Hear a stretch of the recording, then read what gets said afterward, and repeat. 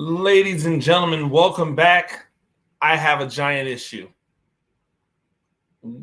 What did I miss about what I missed while I was away? I was able to go on vacation, and I hope that all of you have had an opportunity to kind of rejuvenate the batteries before we start a new football season. And while I was away, it was told to me that there was some injury news, and so I was like, man, it must be something really bad because all I keep hearing is, oh my gosh, the Giants are snake bitten and the Giants are this. And then I looked up and the news was that, you know, our tight end, Daniel Bellinger, who is a rookie, and for what I've seen of him, a lot of the video that I've watched of him, which I have watched a lot and broken down his game, he's primarily a blocking tight end who might have some plus side in the receiving game, but he was on the PUP list. And so then I was looking like, what happened? Like, maybe he's on a PUP list, but this is just kind of a formality.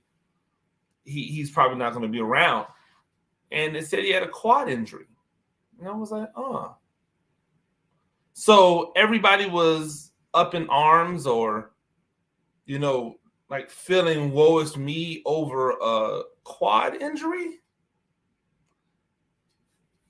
Maybe people don't understand how the PUP list, works or what it's there for. So I figured this would be a great opportunity to kind of, enlighten some of you on some things that maybe you do not know. Because if you don't know, then how do you know, right? So first off, what is the PUP list?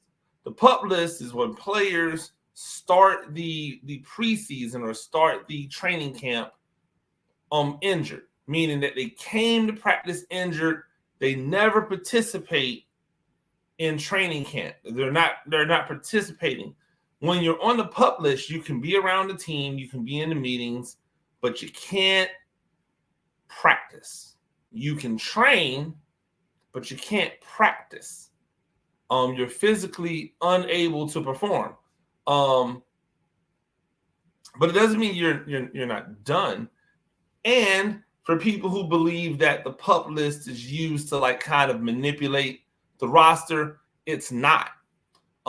With the PUP list, it doesn't count against your 53-man roster, which is great. But the PUP list 100% counts against your 90-man roster. So it's not like putting Bellinger on the PUP list gives a team another spot that they can go and evaluate someone. That's not how it works. So there's really no advantage to the PUP list other than to designate that, hey, this player is hurt and it's not our fault.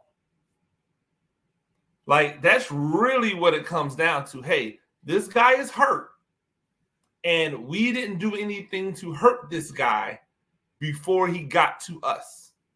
Now, once somebody participates in training camp, practice, preseason game, they cannot be put on the PUP list.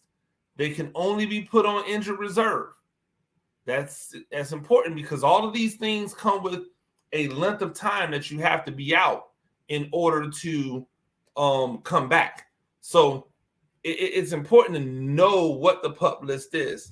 So if Bellinger comes back and practices a day, then he can't be put back on the PUP list.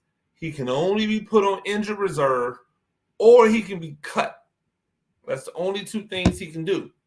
Now, if he finishes the preseason on the PUP list, which I don't know if that's the plan, but if he does, then he's going to be out for the first 6 weeks of the season. But after 6 weeks, they have to put him back on the active roster, on injured reserve, or they have to cut him. So it could be depending upon how bad this quad injury is. And there are some quad injuries that are really bad. Like there's some quad injuries that are 4 to 6 week quad injuries. If he's on a 4 to 6 week injury, then he's going to start the regular season on the PUP list. They'll be able to have an extra guy stay on the 53-man roster. But is that really like a big deal? Like, are you out there going, man, the future of the Giants or the success of the Giants this year hinges on whether or not we have Daniel Bellinger? If you are, you probably missed the boat. Daniel Bellinger is not going to be the difference between wins and losses for this Giants team. He could be a factor in some wins in the future. But Daniel Bellinger is a project at tight end. From the standpoint, is he just going to be a blocking tight end? Or is he going to be a guy who can block and give you legitimate production in pass receiving? In other words, can he be a Kyle Rudolph in Kyle Rudolph's prime? Can he be what Kyle Rudolph was? Can he be what many Giants fans thought Kyle Rudolph would be coming to New York? Can he be what Kyle Rudolph is expected to be in Tampa Bay? See, this will be an interesting thing to watch, right? Because there are players that the Giants have let go that we're going to get an opportunity to see them perform and ask ourselves the question, could that guy still help us right now? The tight ends that we have on the roster are not household names. They're not guys who pencil them in, they're a starter, everything's good. Ricky Seals-Jones, I believe, will get the first bite at the apple. We'll see. We'll see what he is. But none of the tight ends that they have on the Giants now are tight ends that put any fear as a blocker or as a pass receiver in the hearts of anybody on the opposite side. But I do know that there are tight ends that we've let go who people really do value. We're going to get a chance to see if Evan Engram can be used as a weapon somewhere else, like he was used as a weapon with the Giants. The funny thing about the Evan Engram thing, by the way, while we're here, is that a coaching staff who is being lauded as offensive innovators, who has had success with athletic tight ends playing more like a receiving role, couldn't find a role for Evan Engram? Or was it just the money? Was it just the money? Or could they not find a role for Evan Engram? Because Evan Engram is better than Ricky Seals-Jones. He's better than Daniel Bellinger at receiving. So, and you could have still had a Daniel Bellinger with him. Kyle Rudolph still has plus ability. How much gas does he have left in the tank? I can understand that. The Evan Engram one is the one that's really bugging me, because with this coaching staff and what they're supposed to be able to do as a coaching staff, it's amazing to me that they made the decision to move on from an Evan Engram. And I wonder, was it just a money thing? Or did somebody look at him and go, nah, he ain't the guy? Because if they did, then I'm giving him an inquisitive eye. Because he's clearly a talent. For whatever you want to think about Evan Engram, he's clearly a talent. But even Evan Engram is not making the difference between wins and losses for this Giants team. So to watch fans just get, and maybe it was just a slow media day, watching people who cover the Giants lose their minds over Daniel Bellinger on the PUP list was just weird. All of these guys who are followers and have their Twitter pages and their YouTube videos, putting up post after post about the tight end and injuries and blah blah blah. It's just like, What were you expecting Daniel Bellinger to be this year? Were you expecting him to hit the ground running and be like a baby Gronk? Like what? Because I can't figure it out. I think the ceiling for Bellinger is to be an A+ as a blocker and a C-level pass receiver. That's it. That's his ceiling. He can be an A-level blocker and a C+ pass receiver. You get him out of there when you want a real receiving threat at tight end, and you bring in somebody else who's not on this team, by the way. That's how you go about it. Like you pair him with an Evan Engram type, and I think you have a great 1-2 punch at tight end. I don't think he's ever going to be an A-level pass receiver. And I hope I'm wrong. I love tight ends. I'm a former tight end. I just look at his skill set, what he brings to the table, and I'm like, okay, he's really good in the run game, just a little too stiff for me, not as fluid as a pass receiver. He's not going to run away from anybody. I don't know if he's really going to jump over people. He's big, he's tall, but he's going to be easily defended as a pass receiver if it's just him running out on routes.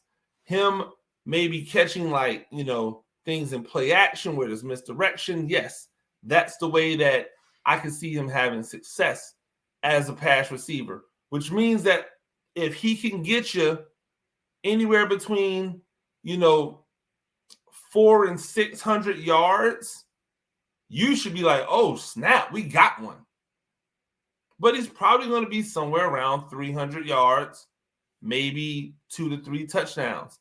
And as long as he's an A-level blocker, that's great. Now, if he's not an A-level blocker, all this goes out the window. To me, the value is go back in the draft, find another one. If he's not going to be an A-level blocker, then go find one that can actually receive, or actually go pluck one off of another person's team, because there are a bunch of them in the NFL now.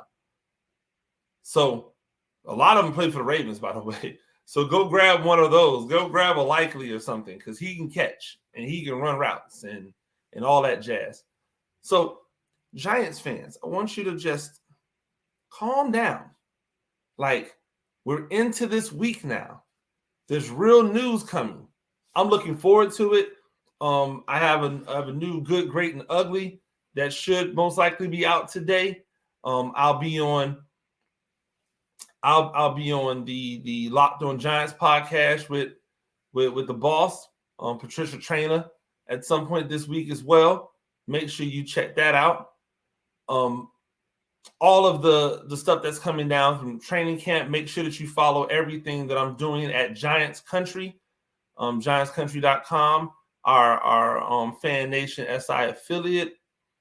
Looking forward to talking about real football again, but also having a little bit more fun. Like, who is going to be the fantasy football darling for the Giants? If you have some ideas, I want you to leave it in the comments. What do you think? Who's going to be that fantasy football darling this year? Is it Saquon? Saquon's an easy one to say because he's probably going to get a lot of touches.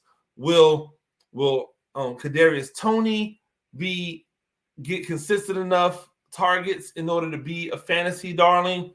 Will Kenny Golladay return to a level that makes him a legitimate factor as a fantasy football player?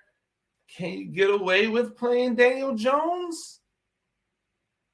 Probably not. It's just not, and there's nothing against Daniel Jones, by the way, but it's just there's so many quarterbacks, right? Unless you're in a 16-team league where a bunch of people are hoarding 2 quarterbacks, you're probably going to be able to find another quarterback that can fit the mold. So I doubt if that's the thing for Jones, but maybe in a pinch, depending upon a matchup, can Daniel Jones get you a week? Can he save you a week? I want to hear from you in the comments. Make sure that you also subscribe to the YouTube channel. Remember, Giant Issue, every Monday, 6 o'clock. I look forward to talking to you all every Monday. Having people on to talk Giants every Monday. should be a great year. And I'm hoping that it's a great year for Giants fans. Because just to be honest, it's so much easier to write when teams are having success because fan bases are enthusiastic about everything. It's tough when I have to come in and write about the 5 plays that doomed the Giants, or the 5 plays that made the Giants. So I'd much rather be able to do that, to have those articles where I talk about the 5 plays that gave the Giants the win, or the top plays from the game, or what I'm hoping for the next week, as opposed to talking doom and gloom. So even if there's losses, I hope that there are losses where we see positive things happening, because it makes it so much easier to write about it, and it makes your fans more engaged in everything that we do here. So make sure you're checking me out at Giants Country. Make sure you're following me on Twitter and Instagram at Gene Clemens.